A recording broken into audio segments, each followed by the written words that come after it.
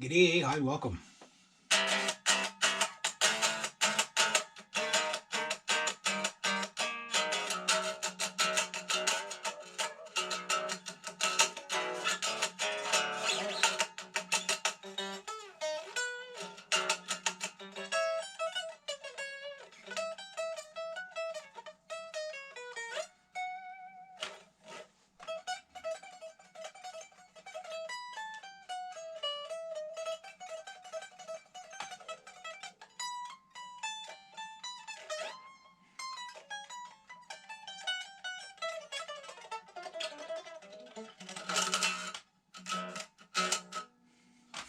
All right, I love this freaking guitar. It is Hooligan.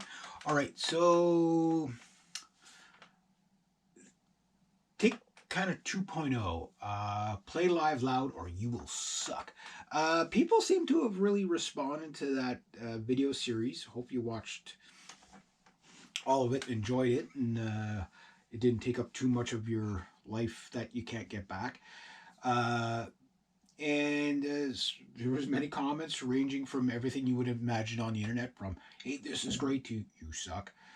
Uh, but there was also some good points made about playing loud live. And one thing that I can't believe I missed this, and it is something that I practiced quite a bit. Playing live loud. One commenter talked about how like guys that are used to, including some of them themselves, are saying like, "Yeah, I'm used to like, amp simulators and stuff like that." So when you start, it's a bit of a shell shock when you play, you know, with the pant legs flapping, right? And yeah, it takes a while to get used to that. That was kind of the point of the video, is that you're not used to the volume, and it's like I say, it's like taking a cat outside for the first time. He's all freaked out. Well, that's kind of like what it's like playing through a loud amplifier after a while when you're not used to it. And like this thing on one will give you shell shock. Like, I've seen people when I play this thing go, I go like that, their eyes would blink with the, like they'd literally get shell shock. It's kind of like with a rifle going off. Like that high, real high. You get it with drummers a lot too. Uh, like I say, you almost have to kind of deafen yourself a little bit to be able to tolerate it, right? Which brings me to the case in point, hearing protection. Back in the 90s, I know, nostalgia days, we used to play pretty loud. The one bar we used to play, it had like a 10,000 watt PA or something like that. No, it was 13,000 watts. I remember it now. It was 13,000 watts of PA. That's how much power they had. They had basically monitors throughout the bar. The bar was called Roxanne's, formerly known as the Papillon, and it was in Hull, Quebec. And people, Megadeth played there. Um, Select Toxic, I saw them there. What you call it? Ingve played there. Motorhead played there. Headstones played there. Sev Galley played there. You name it. Like a lot of big bands played there. It was like the equivalent of the Roxy in Los Angeles, but in Hull, Quebec. Same kind of atmosphere. I've been in both bars and the same kind of atmosphere. Now, unfortunately, I never got to play, in the Roxy, but that was cool. I'll tell you my Lemmy story at another time, with the Roxy and Charlie Benente, lead singer from Anthrax. Anyway, and in a bar fight at the Roxy. I gotta tell you guys that story. That was, yeah, but I'll save it for another time. We'll take up the whole video. So anyway, yeah, we used to play there quite often. My drummer ended up being in the house band, on the jam nights on every like Sunday or something like that. For a couple of months, he did that. I played there various different bands, and it was loud. And the stage was basically, the front of the stage was propped up with beer cases. It was one of those things. So they put, like, the bar put all the money into the tables, the pool tables, okay, the bar itself, and the sound system, right? Which is great.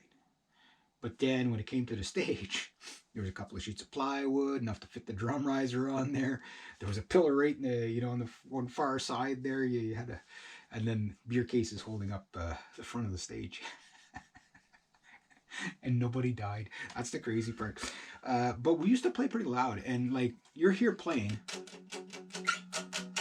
and you got a big amplifier, like this exact amplifier was actually on that stage, and this thing is just roaring at you, you know, on about 4 or 5. Plus it's mic going through the PA, which sounds absolutely glorious. And you're like that, and it's like there's a lot of stage volume behind you, okay? And then right beside you, you have a drummer with his 19 cymbals, I think he had, and right at ear level. So recipe for disaster. I think exposure to 110 decibels, you get permanent hearing damage immediately from that. 85 decibels, anything after 85 decibels is like you can recover from it, right? So one guy was saying like he used to play really loud and it was great, but now he has tinnitus, which is, you know, constant ears ringing. And I've always protected my ears live, even in the jam practices.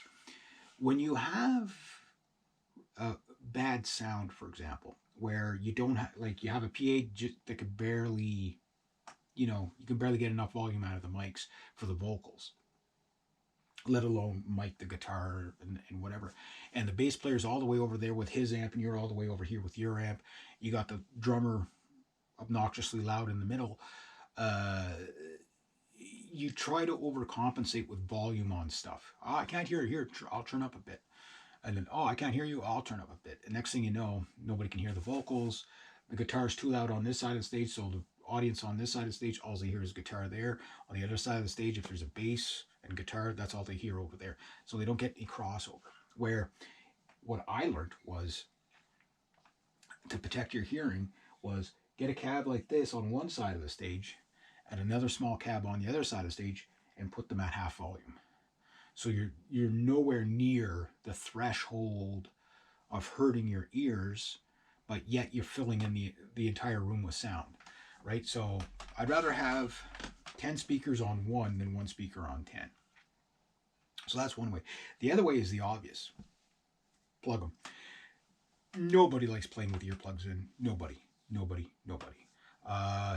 wants to look like Paul Gilbert with the, you know, those things, but that's how he protects his hearing. And they are in-ear monitors that he has, but that's how he protects himself, right?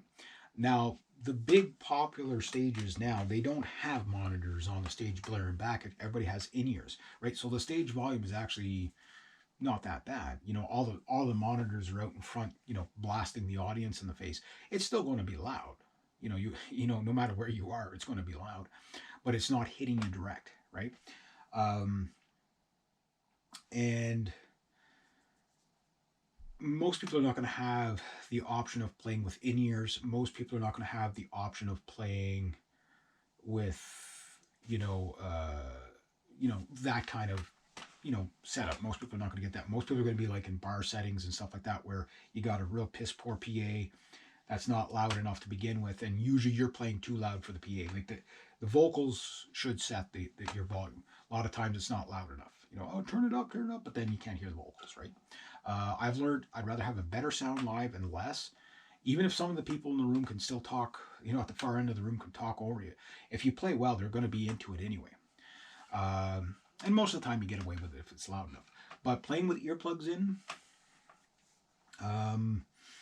especially if you're a drummer, especially the bass player, the bass will destroy people's hearing really fast, right? Extremely high resonance and that low resonance. That's what's going to give you tinnitus. That's what's going to make you not be able to hear like grasshoppers and crickets anymore, and little birds tweeting. It's the equivalent of working on like a D9 bulldozer with no hearing for like 3 months. It's going to basically destroy your mid frequencies, right? You're going to have real hearing loss. So protecting your hearing is probably the most important thing. And the easiest way is just cheap little earbuds. They're like $2. And when you practice with your band, practice with them at volume. So you don't have to do it every single time, but the more you do it, the more you're going to protect your hearing. So if I'm going to be playing that loud, I'm probably not going to put on, big muffles. But I've always played live. You lose one every now and then. It kind of messes you up when one falls out of your ear, and then whatever. So get a couple of them, pop them in there, get used to playing. Yeah, it doesn't sound as good, but you protect your hearing, because If you want to be playing, like my ears, knock wood, are still pretty good, right? And I've played loud live a lot, but I've also protected my hearing while I was doing it. So I just thought I better add that into, you know, you know, play live louder, you'll suck, but protect your hearing. Yeah. So anyway, yeah, there we go.